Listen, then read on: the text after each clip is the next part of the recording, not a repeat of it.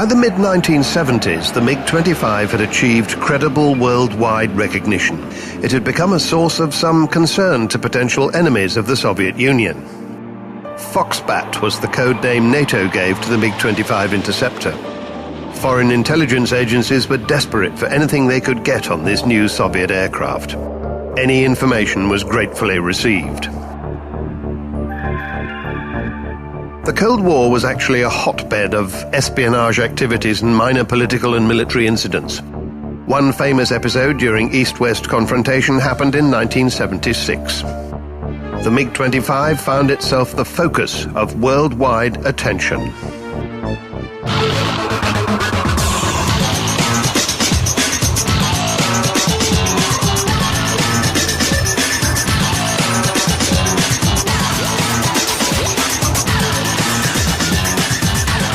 MiG-25 and MiG-31 interceptors, the best just got better. Part 2. On the 6th of September 1976, Senior Lieutenant Viktor Belyenko hijacked the top-secret fighter to Japan. He flew the MiG-25 from the Russian Far East Aerodrome at Chuguyevka to Hakodate Civil Airport in Japan. Along with the aircraft, the Japanese got access to the top-secret Soviet IFF codes, that's identification friend or foe, and other Soviet military secrets. At first we thought some sort of accident had happened to the MiG-25. It never occurred to us that it could have been hijacked. But we soon realized it was a case of treachery. To be honest, behavior like that from a Soviet citizen left a bad taste in the mouth. It was a nasty thing to do. It was very hard for me as a pilot to accept that one of my colleagues could do such an awful thing. I mean, he hijacked our Soviet interceptor, the best in the world at the time. The Air Force had just begun to get hold of these aeroplanes. People were excited about this interceptor that had been designed and developed and successfully tested and finally built. Our military pilots were just getting used to it. The guy was a jerk. He didn't care about his country. He was a man with no feelings for his people or for his motherland. The Soviet Union demanded that the aircraft and the pilot be returned, but the United States granted Viktor Belyenko political asylum. Eventually, under pressure, the Japanese had to give the MiG-25 to the Soviet Union, but not before they and the Americans had examined it in minute detail. The aircraft was covered all over with technical information about it, all translated into Japanese words and characters. They also sampled each turbine and compressor blade from the engine. They took the canopy apart because they wanted to understand how the canopy plexiglass could withstand the great heat produced at high speed and high altitude. They drilled holes in primary aircraft parts to investigate the metal characteristics, and when we got the aircraft back, we found American-made circuit breakers installed in it. Apparently, they tried some tests on various bits of equipment, but they blew it. We still don't know why Viktor Belyenko hijacked the aircraft. Was it a setup by American intelligence? Or was it just that Belyenko wanted a better life abroad? Whatever the reason, it put the defense capacity of the Soviet Union under great stress. That was critical.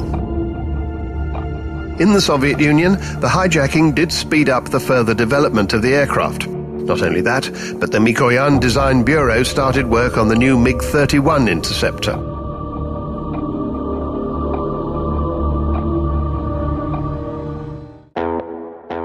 Simultaneously, MiG-25 modernization was proceeding apace. A new version was called MiG-25 PD, PD being the Russian abbreviation for Upgraded Interceptor. Everybody knew that the hijacked MiG-25 had been minutely examined by foreign experts. So the Soviet Union decided on changes to the armament system, the IFF friend or foe codes, and other things. And of course, the current aircraft systems had to be replaced with new ones. It wasn't easy, but what else could we do? First of all, they changed the aircraft detection system. The new Sapphire 25 airborne interception radar was installed. It could detect low-level airborne targets. That had become necessary with changing threats. It had previously been the case that bombers would fly as high as possible to avoid an enemy's air defense systems. As anti-aircraft missiles developed, that had to change. The bombers began to fly low. Now, attacking aircraft became very hard to track, either with ground or airborne radars. Earlier MiG-25s couldn't detect a target flying less than 500 meters above ground because of the ground reflection effect. The MiG-25 PD radar could detect a target flying at only 50 meters above the ground. The maximum target range also improved. The PD could hit a target flying as high as 30,000 meters. That was a 3,000-meter improvement on its predecessor's capability. The new detection system now included infrared sensors. An airborne target could now be detected without emitting radar signals. Detection range was shorter with infrared, but the pilot could avoid illuminating his target with radar and thus alerting it. The R-40 missiles were improved, and the R-60 short-range missiles were added to the aircraft armament system. Actually, this upgrade was like a whole new life for the aircraft. It was a big improvement. All the armament was changed, new radars were installed, and the overall aircraft performance increased significantly. About 150 MiG-25 PDs were built, and in fact, all the previous MiG-25 interceptors were also upgraded. They were called MiG-25 PDS, the S meaning upgraded in service. There was another upgrade version, and that was called MiG-25BM. It was a specially developed anti-radar version. About 40 of them were built.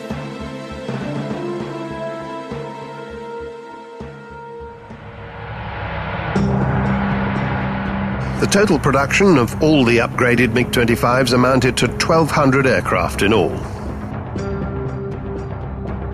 I would say the MiG-25 was essential for the Soviet Union, but also for world aviation. It was absolutely an achievement, with great aerodynamics and a superb power plant, very advanced for its time. The new approach had required so many problems to be solved by the designers and engineers. This aircraft really boosted advanced technologies in the Soviet aviation industry. In the 1970s, the Soviet Union was accelerating technologically, particularly in aviation. I think that was an achievement for the whole Soviet people. The MiG-25 was a world great in the history of aviation. It went into service at the peak of the Cold War, and it turned into a symbol of Soviet advanced technology. It set a world altitude record in 1977, and 36 years later, in the second decade of the 21st century, that record holds. Not only that, but the MiG-25 remains the fastest Russian aircraft ever built. You might ask, why didn't they build an even faster aeroplane after the MiG-25? Well, the race for aeronautical speed slowed down significantly when they got to 3 times the speed of sound. Although there are still a few research bureaux where they're looking at hypersonic speeds, it seems likely that the objective will be just too expensive for manned flight. So the plan changed to concentrating on improving aircraft equipment and armament rather than continuing the competition for speed. And that's where the story of the MiG-31 interceptor begins. During the Cold War, the air defense of the northern and far eastern regions of the Soviet Union was extremely difficult. The severe climate made ground-based radars virtually impracticable. It wasn't even particularly easy to establish the necessary wide network of airfields. Hence the requirement for a long-range interceptor. During the 1960s and 70s, the Tupolev 128 was the only long-range interceptor in the Soviet Union. It was a 1950s design. Neither its equipment nor its armament met the new requirements, to say nothing of its speed and altitude capabilities. The MiG outperformed the Tupolev in many respects, but it was not a long-range interceptor. This was when new attack tactics were coming in. Aircraft would fly at very low level to get through the air defenses. Another problem to solve. Cruise missiles were yet another threat. Their low-level terrain following was a new capability at the time. Tracking and destroying these comparatively small flying weapons was extremely hard. So the new interceptor needed very long range, but most of all, it had to be a product of new ideology. The MiG-31 concept derived from the MiG-25 interceptor and all of its operational experience. We needed better range and better altitude than the MiG-25 offered. We especially needed an aircraft that was faster at low level. Also, we were looking for new radar and new missiles. The missiles had to be extra long range. It was common knowledge that the MiG-25 could track only one target at a time, one by one, as we say. The new interceptor had to have multiple target tracking. But one aircraft standing against a whole horde of attacking aircraft or missiles would not be enough. The whole concept had to be changed. The new idea was to use interceptors in a group. Command and control and direction would be provided by special data transmission equipment. The designers started developing the MiG-31 in 1968. Gleb Lazino-Lazinskia was appointed chief designer. He was replaced after 8 years in 1976 by Konstantin Vasilchenko. The MiG-31 project was known in the factory as E155MP. That harked back to the MiG-25's factory code E155. In Russian, those letters MP stand for Multi-Role Interceptor.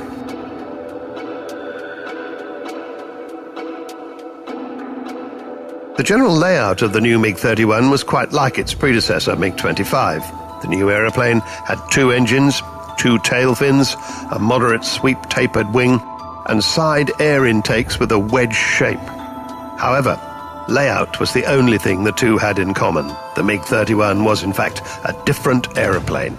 The MiG-31 became the first Soviet fighter to be powered by bypass turbojets. Among other things, the bypass was more fuel efficient in dry thrust, that's to say without reheat in operation. And the new engine was smaller, which allowed extra space for fuel tanks.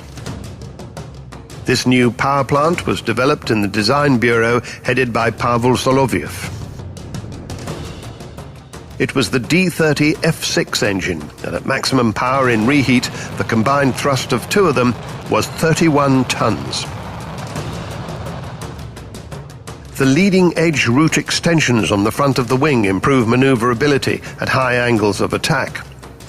There's also an advanced flap system that increases lift at lower speeds. The MiG-31 has an endurance on continuous patrol of 3.5 hours. That's almost double the MiG-25's.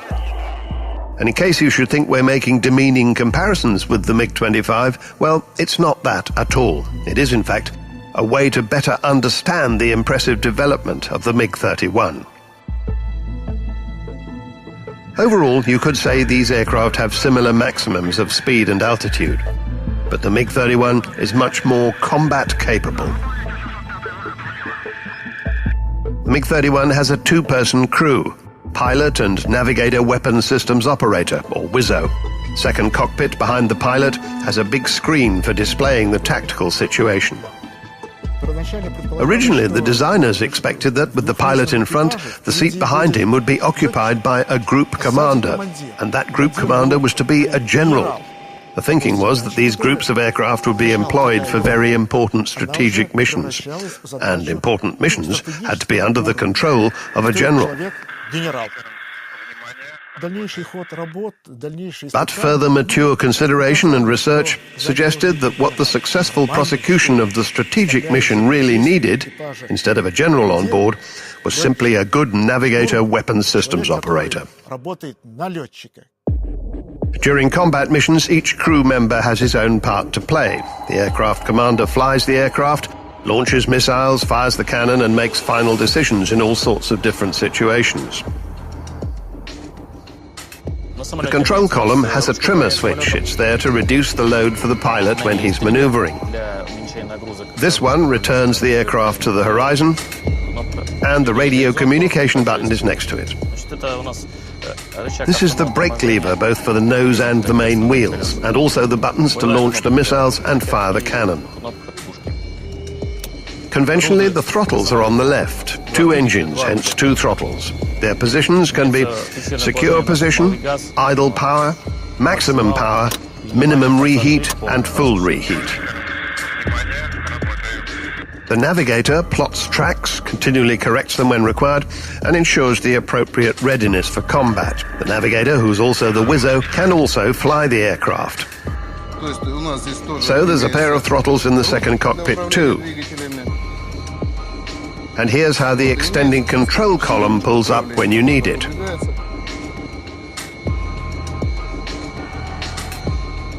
The weapons control system of the new fighter was called Zaslon, a barrier in Russian. The core of the system is the radar with a phased antenna array.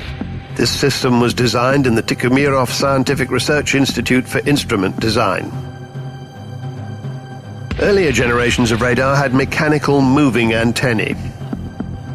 A phased antenna radar scans electronically without the head having to move. Electronic scanning provides a whole picture almost instantaneously. And not only that, but the phased array radar can provide coordinates for several targets at the same time. So the MiG-25 radar could only track 1 target. The MiG-31 radar can track 10 targets simultaneously. The associated computer helps identify which are the most dangerous. It can detect targets out to 200 kilometers. The Zaslon system was pivotal to the MiG-31's operation. It detected and tracked targets, and it authenticated the weapon's lock-on to targets. As crew commander and pilot, all I had to do was put the marker on the targets in the display, and then choose a maneuver, left, up, right, down, fly this way, that way, anything really. So basically, I just aligned the marks on the display and pushed the button. And that was that. The MiG-31 is the first interceptor capable of attacking several targets at once, including cruise missiles flying at low level. 4 missiles can be launched in one attack against 4 different targets. I was on a training sortie. I knew there were 4 airborne targets somewhere up ahead, had to shoot at them. I'm just sitting there looking around, nothing much to do. I think to myself, well, there's that wizzo behind me. He's the guy who's supposed to find the targets. I'll just hang loose till then. So I say to him, how you doing, mate? How's the work going? He says, what work? I'm asleep. Asleep? You've got to be joking. So who's doing the work? He says, the Zaslon's doing it. It's in automatic. So I relax a bit. Soon the first target pops up on my display. I put the mark on it and launch a missile. A few seconds later, there's the second. Another missile. Bang! Both targets hit within seconds. Then the third and the fourth come up. In just 10 seconds, I've launched 4 missiles. 4 targets hit. The navigator says, okay, boss, mission complete. Targets destroyed. We're off home. The MiG-31 became the first fighter in the world with such a phased array radar. It remained ahead for quite a while because Western fighters didn't catch up till nearly 2 decades later. This fighter can also do its stuff in standalone mode, that's to say without help from ground radars. The encrypted data transmission system on the aircraft is said to be jam-proof. It allows several fighters to transmit the air situation to each other and to ground facilities as well. A group of 4 aircraft can scan an airborne area up to 900 kilometers wide.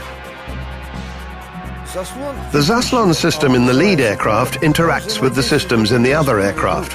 When a target is detected, it's the lead aircraft commander who makes the final decision. With multiple targets, he assigns targets to particular aircraft, including, of course, himself. In other words, the leading aircraft is responsible for target distribution. The MiG-31 can also be the leading aircraft for different fighter types. often, for instance, with a group of Su-27s. It also has an infrared search and track IRST system with a detection range of 40 kilometers. The MiG-31 first prototype was built in summer 1975, and flight testing began in the autumn. 16th of September 1975, the MiG-31 Interceptor made its maiden flight, carrying ID number 831. The test pilot for this momentous occasion was Alexander Fedotov.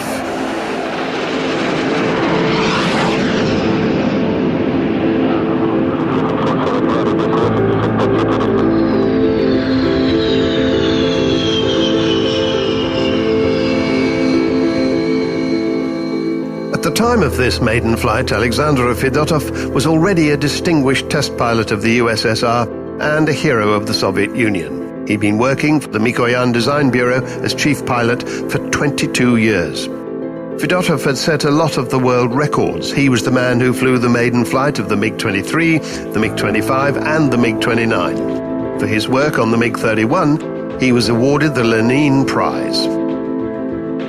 MiG-31 turned out to be Alexander Fedotov's last maiden flight.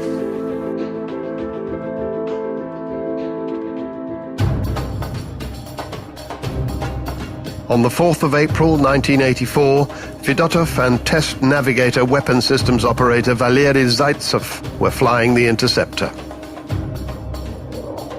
It was a routine test flight to check the aircraft after scheduled maintenance. A few minutes after takeoff, a warning came on indicating they were running very low on fuel. Fedotov decided to abort the flight and turned back towards the aerodrome.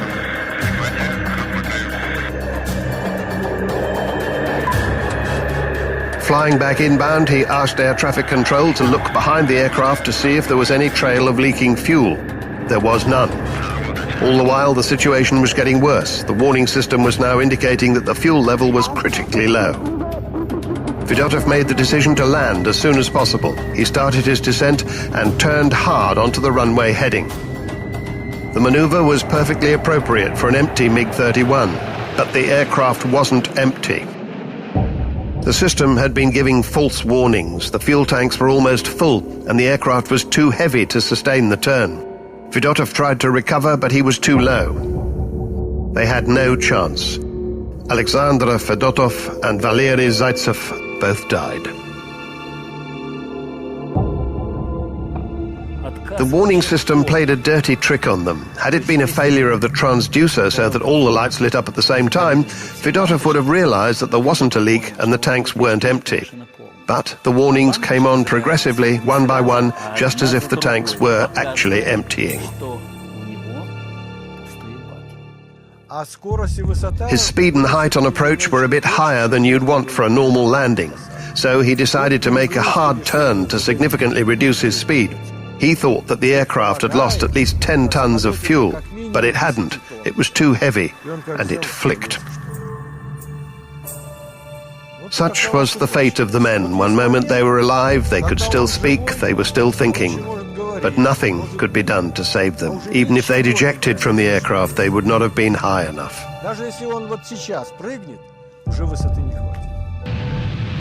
We were at the test airfield at Akhtubinsk when the terrible news came through. For hours, I just couldn't believe it. I thought it must be a mistake. I was waiting for them to tell me that everything was fine. I just couldn't believe it.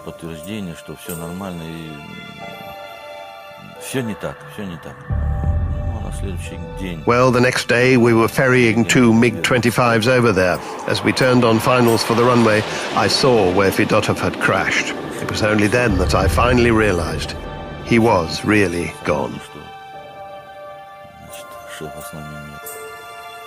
You might say that the sky always takes the best men. With Fedotov, many people say that God took him away. God always takes the best.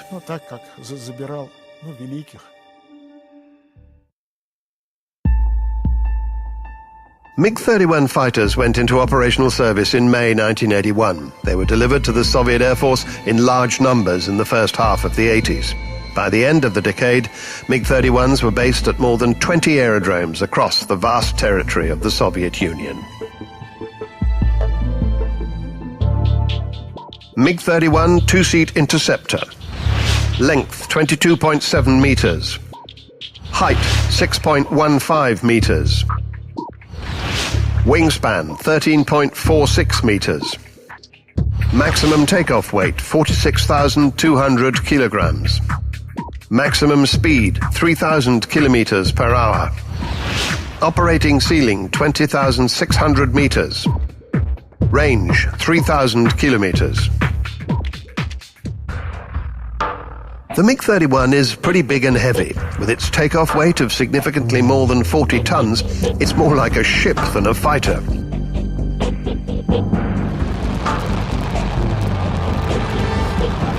The MiG-31 replaced a number of older interceptor fighters with lesser combat capabilities. The crews had to get used to long-distance flights, which required them to be specially qualified. Also, these patrols were sometimes over the waters of the Arctic Ocean. That added extra stress for the crews. When you're flying the MiG-31, there's no time to relax. Constant vigilance is essential whenever you're on board, you know. It sometimes surprises pilots with plenty of experience in other types of aircraft when they fly the MiG-31 for the first time.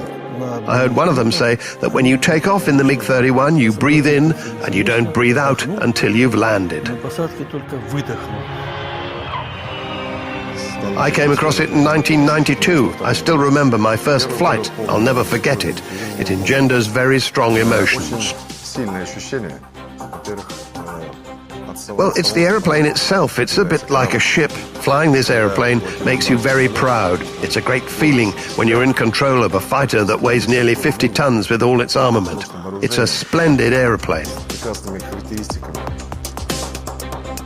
The MiG-31's weaponry includes 4 R-33 long-range missiles carried under the fuselage. The R-33 can hit high-speed targets up to 120 kilometers away. And those targets can be at heights of anything between 25 meters and 28,000 meters.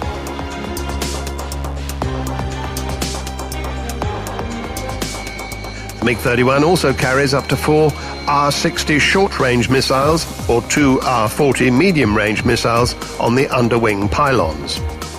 And there's also a 6-barrel GSH 623 cannon with 260 rounds of 23mm ammunition. Cannons mounted in the fairing behind the starboard main undercarriage bay. The NATO code name for the MiG-31 is Foxhound. Like any advanced military aircraft, Foxhound was kept secret from foreign intelligence investigations. But sometimes, even the best-kept secret eventually comes to light.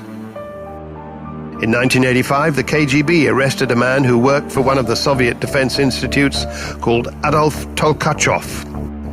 It soon became clear that he had passed information on the MiG-29 and MiG-31 weapon systems to the West.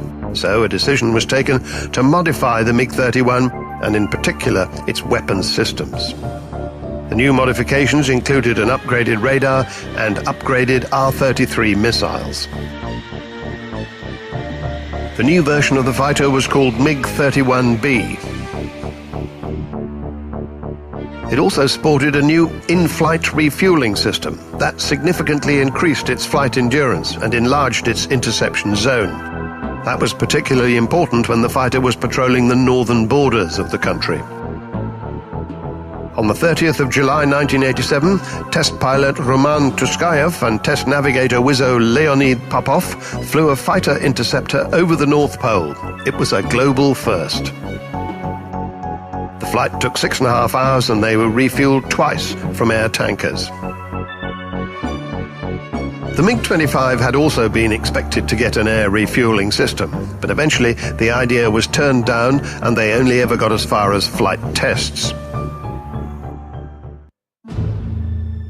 By the beginning of the 90s, about 500 MiG-31 interceptors had been produced in various versions, and a new aircraft, the MiG-31M, was about to go into production.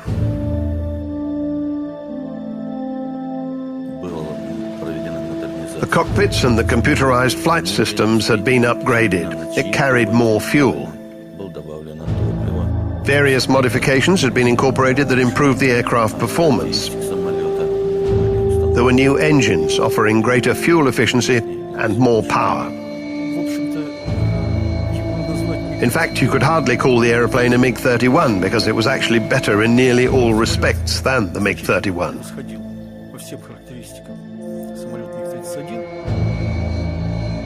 The Zaslon M weapons control system could track 24 targets and attack 6 of them simultaneously. There were 6 long-range missiles under the fuselage, up from 4. Target detection range and indeed the range of the missiles themselves were significantly better.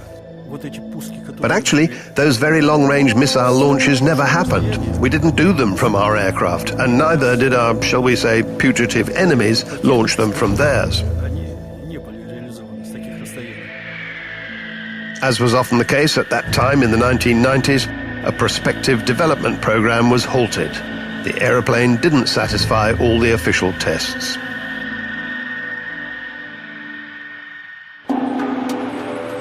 The technological experience of developing the M version proved useful in the further development of existing MiG-31s. Of course, they weren't as capable overall as the full M version, but it was at least a step forward. The first upgraded aircraft, now called MiG-31BM, went into Air Force service in 2008. Keeping up with worldwide fashion, both cockpits now boasted multifunction displays. A satellite navigation system was fitted. Number of weapons' hard points under the wing was increased from 2 to 4. The aeroplane's combat efficiency was boosted by almost 4 times for some operational capabilities. This is Savasleika Air Base. It's in the Nizhny Novgorod region, where most of the MiG-31 interceptors are stationed. The maintenance squadron is here, where the aircraft get periodic checks and regular planned maintenance. It's here that all the various systems and bits of the aircraft can be checked. Engines can be replaced, snags can be fixed. One of the unusual features of the MiG-31 is the strange undercarriage design. The aircraft was heavy enough to need a 4-wheeled main undercarriage. This layout reduces the load on runway surfaces and actually makes it possible to operate the aircraft on ice airfields. The MiG-31 flight simulator is used for training and the continuing improvement of flight skills. For instance, it trains crews in reacting to in-flight emergencies. During this pre-flight briefing, the Air Force unit commander assigns crews to different missions and receives readiness reports. The crews are briefed on weather conditions and forecasts, diversion airfields, and many other details of the planned flights.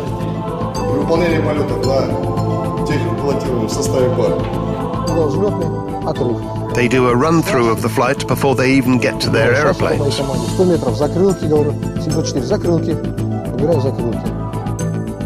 Technicians prepare the aeroplanes on special parking stands.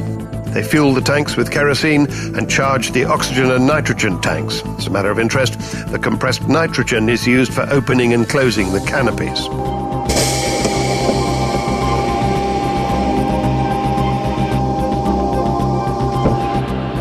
Before they climb in, the crews do a walk-round visual inspection.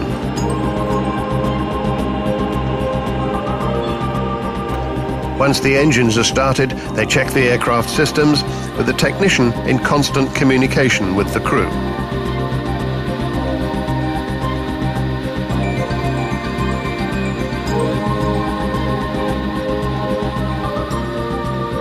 Taxi to the runway.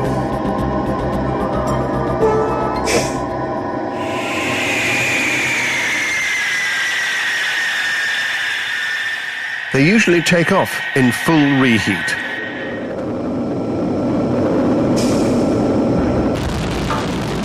These days, the MiG-31 is a most powerful interceptor aircraft, comparable in many respects to the American fifth-generation fighter, the F-22.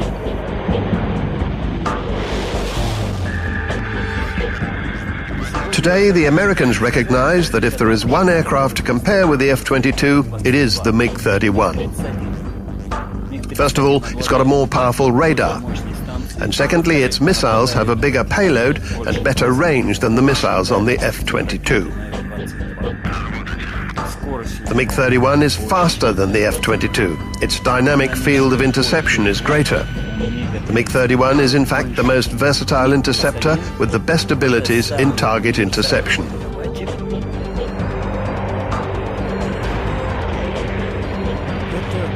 This is an extremely powerful weapons system. Also, MiG-31 interceptors work well in a group, sharing all their data with each other. A MiG-31 group provides the perfect area defense. I'd like this aircraft to keep soldiering on, to keep being updated. But a lot of people complain that it's very expensive. The fuel price is high, the price of the airplane itself is high. Today, everything's money. But you have to realize, if you want a good thing, you have to pay good money. Because this airplane fulfills the missions that other aircraft can't manage. Pay the proper attention to it, and then the MiG-31 will live long.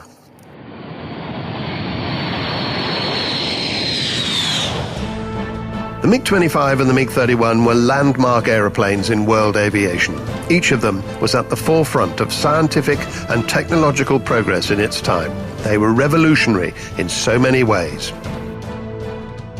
Without any doubt, it was a breakthrough. When the MiG-25 was created, it was an extraordinary breakthrough. We achieved those speeds, those heights. It was a really powerful breakthrough. And from that base, we created the amazing MiG-31. Speed and everything else were kept the same, but we definitely improved the combat capabilities. This is an aircraft of the highest performance. All of this MiG-25 and MiG-31 family of aeroplanes have very high potential. It's a good, long-term platform for fulfilling different tasks. All of these new features of the MiG-31 have such great potential that it is too early to predict where it'll all end. The potential is nowhere near exhausted yet.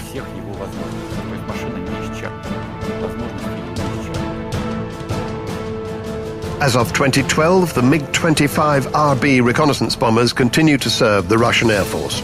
The MiG-25 interceptors have been superseded by the more advanced MiG-31, and the potential of that aeroplane is huge. There is no doubt that this interceptor will be successfully protecting Russian air borders for many years to come.